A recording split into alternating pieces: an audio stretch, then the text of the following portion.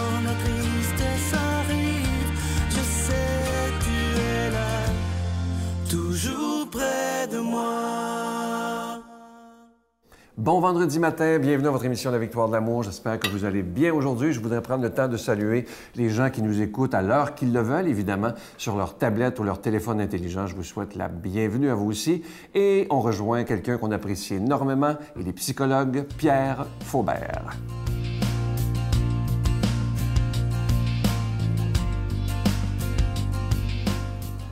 Bonjour, j'ai intitulé cette chronique ce matin « Exterminer ». Ça vient d'où, ça? Ça peut évoquer pour certaines personnes de très, très mauvais souvenirs, surtout les personnes plus âgées qui ont connu la Deuxième Guerre mondiale, lorsqu'on parlait de l'extermination des... Et là, on peut en nommer quelques catégories de gens qui, selon un certain dictateur, ne valaient pas la peine de vivre. Alors, donc, ce monsieur c'était, disons, considéré le remplacement de celui qui peut décider qui vit et qui meurt. Hein. Alors, mais c'était pas aussi grave que ça, ce dont, disons, je m'inspire. Je m'inspire d'une rencontre avec une personne qui me parlait de l'extermination de souris chez elle. Elle les appelait ses souris. Elle disait mes souris. Elle aimait ses souris, mais disons que ça faisait des dégâts, ça faisait des trous dans les murs. Et elle a décidé d'appeler l'exterminateur.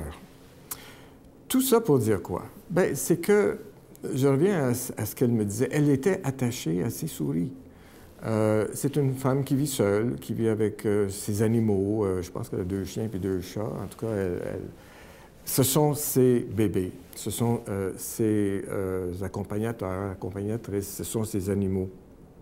Finalement, à travers ces souris, on en est arrivé à parler, encore une fois, du sujet qui donne même le nom à cette émission, à cet organisme qui s'appelle La Victoire de l'amour, de l'amour. Mais vous savez, tout revient à l'amour. S'il y a des gens qui viennent me voir en thérapie, c'est parce qu'il y a un problème avec l'amour. Pas avec l'amour, mais avec les autres, avec eux-mêmes.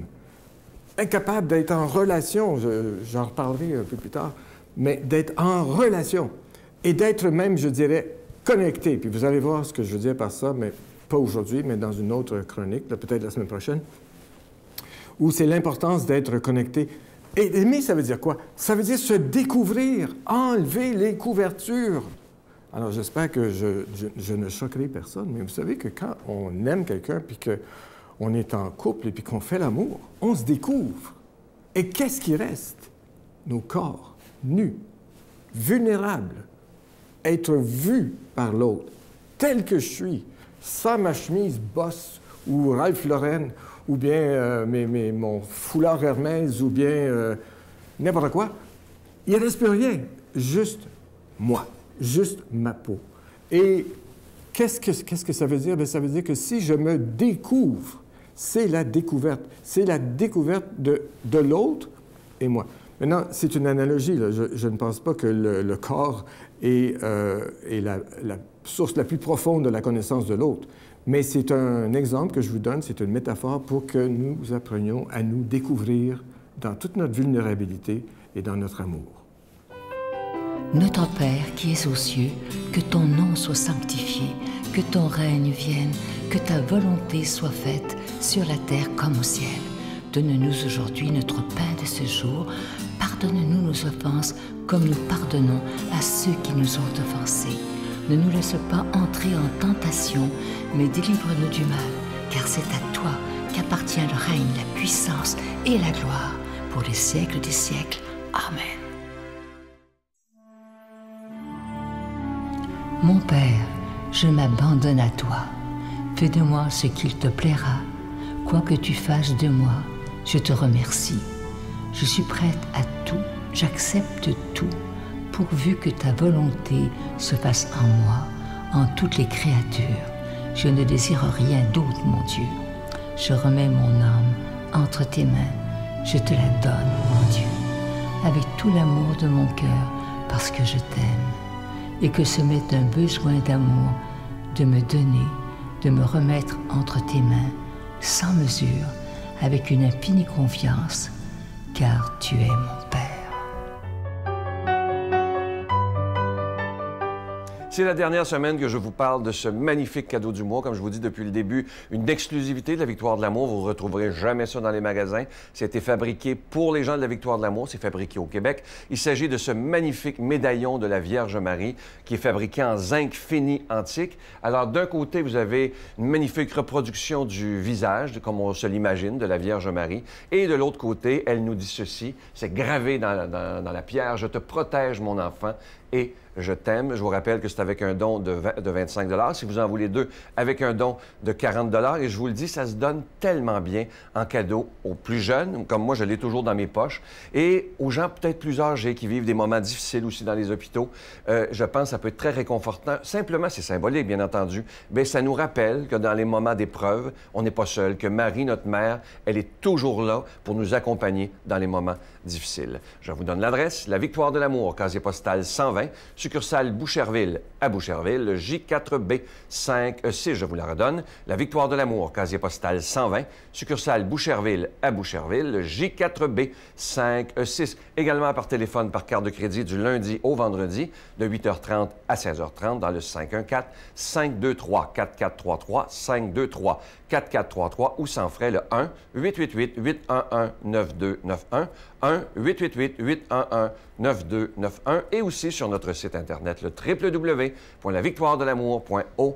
Je vais vous remercier de tout cœur de votre grande générosité. Merci aussi de votre prière. Ça, c'est le plus important. Merci de tout mon cœur.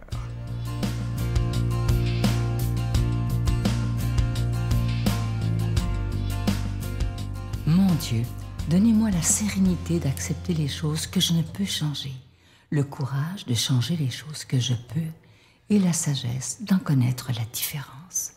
Amen.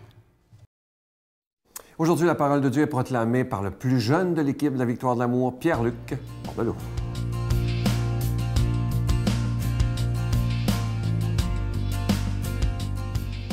Bon matin de Dieu à vous, très heureux et rempli de bonheur et de joie de proclamer la parole de Dieu. Ça me fait du bien de préparer ça. Le préparer, pour moi, vous savez, c'est un moment de prière. J'ai comme l'occasion, avant vous, un peu peut-être, d'avoir un état d'esprit qui essaie d'incarner ce que je lis. C'est pas toujours évident, mais très heureux de le faire. Alors, c'est l'Évangile selon saint Matthieu. Lorsque Jésus descendit de la montagne, de grandes foules se mirent à le suivre. Et voici qu'un lépreux s'approcha, se prosterna devant lui et lui dit, « Seigneur, si tu le veux, tu peux me purifier. » Jésus étendit la main, le toucha et lui dit, « Je le veux, sois purifié. » Aussitôt, il fut purifié de sa lèpre. Jésus lui dit, « Attention, ne dis rien à personne, mais va te montrer au prêtre et donne l'offrande que Moïse a prescrit dans la loi. Ta guérison sera pour les gens un témoignage. » C'est vraiment intéressant de voir à quel point ça peut être simple. Tu sais, quand on dit « demandez, vous recevrez », on l'a ici, là. Moi, je trouve ça intéressant. Au fond, pour guérir, demande-le et témoigne-le. C'est les trois mots que je retiens. Moi, c'est les trois expressions. Je vais les répéter, là, mais pour guérir, demande-le et témoigne-le. Je décortique ça un peu. D'abord, pour guérir, avant de le demander puis de le témoigner. On a quand même ce don de guérison, c'est incroyable, qui est là, qui est disponible là, par Jésus. Mais qu'est-ce qu'il fait d'abord, Jésus? Là? C'est impressionnant à l'époque. Aujourd'hui, on se dit « Ah bon? » là? Mais c'est impressionnant à l'époque parce que Jésus, d'abord, il touche à un lépreux. Là. Vous avez imaginé? Là? Ça peut être dangereux, là. Ça peut être... C'est incroyable. C'est pas rien que ça. Au niveau du regard social, toucher à un lépreux, là, c'est « Hi, mais c'est un impur. » C'est l'impureté incarnée, c'est un lépreux. Là. On ne peut pas faire ça. On les éloigne, on les met en quarantaine, on les touche surtout pas. On les regarde même pas. Alors, les toucher, c'est tout un sens quand même qu'il fait. C'est déjà impressionnant. Mais moi, peut-être qu'il va aller plus loin, dans le fond. Et peut-être qu'il dit aussi, il est peut-être impur dans l'âme. Si on essaie de rechercher l'impureté, là, mais Dieu peut nous toucher. Jésus peut nous toucher et nous purifier. Et ensuite, c'est incroyable parce qu'il dit « Aussitôt il fut purifié ». Autrement dit, il est rentré en contact avec Dieu et il est purifié. Je trouve ça exceptionnel quand même. En tout cas, pour guérir, laissons-nous toucher par Dieu. C'est la première, peut-être petite conclusion que je fais. Pour guérir, demande-le et témoigne-le. Il faut le demander. D'abord, il faut le demander. Vous avez vu dans le texte, c'est incroyable, il s'approche de lui. Ça devait être gênant quand même, un lépreux à l'époque, là. Des foules le suivent, là. Incroyable, là. Lui, il est lépreux, là. On s'entend qu'il y a sûrement de l'acné incroyable. On ne veut même pas imaginer de quoi il avait l'air, là, par exemple. Et il sort de la foule, s'en va le voir, et là, il se prosterne et il le demande. Si tu veux, bien noblement, tu peux me purifier. Je trouve ça incroyable. Il y a quelque chose d'une belle leçon là-dedans. Est-ce que je m'approche assez de Dieu? Est-ce que je me prosterne devant lui? Se prosterner, là. S'abandonner, on pourrait même dire. Est-ce que je demande la guérison? Récemment, j'ai rencontré une femme à l'épicerie qui m'a reconnu, m'a félicité de mes chroniques, de super gentille. Puis elle m'a parlé qu'elle faisait partie de certaines cellules dans son milieu, des cellules ou des groupes, on pourrait dire ça comme ça, où il y a des gens là-dedans, dit-on, qui ont des dons de guérison. Puis moi, quand j'entends ça, on dirait que la première fois, tout le temps, il y a toute ma part rationnelle en moi qui fait comme « bon, ouais ». Je ne sais pas, on dirait que je ne sais pas pour vous comment vous recevez ça. Puis tout de suite, après, ça engage un niveau de foi où je fais « hey, et si tout était possible pour Dieu, pourquoi pas? » Cette dame-là m'en parlait, c'est une infirmière de métier, elle est à la retraite.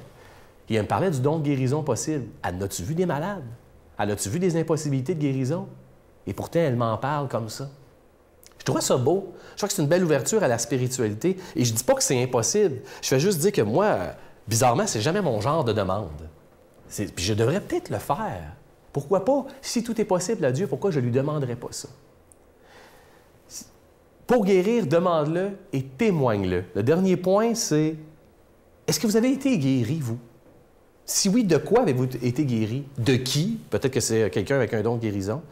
Est-ce que ça a été une guérison intérieure ou physique, extérieure, on pourrait dire ça comme ça? Le dites-vous, le témoignez-vous, le proclamez-vous. Si Dieu t'a fait du bien, parle-en. Dis-le. Parle-en au monde. Si Dieu t'a guéri, proclame-le. Moi, en tout cas, je pense que ça fait partie de ce qu'on est, de ce qu'on doit faire. Alors, pour guérir, demande-le et témoigne-le. De plus en plus, je vais le mettre en pratique. Il y a quelque chose en moi qui incite à ça, à cette demande-là. Prenons le temps de prier pour conclure. Seigneur, prince de paix et roi de l'impossible, je veux me laisser toucher par toi et guérir. Entends ma demande, purifie-moi, que ma guérison soit pour la suite un témoignage de ma foi. Au nom du Père et du Fils et du Saint-Esprit. Amen. Je vous salue Marie, pleine de grâce. Le Seigneur est avec vous. Vous êtes bénie entre toutes les femmes, et Jésus, le fruit de vos entrailles, est béni. Sainte Marie, Mère de Dieu, priez pour nous pauvres pécheurs, maintenant et à l'heure de notre mort. Amen.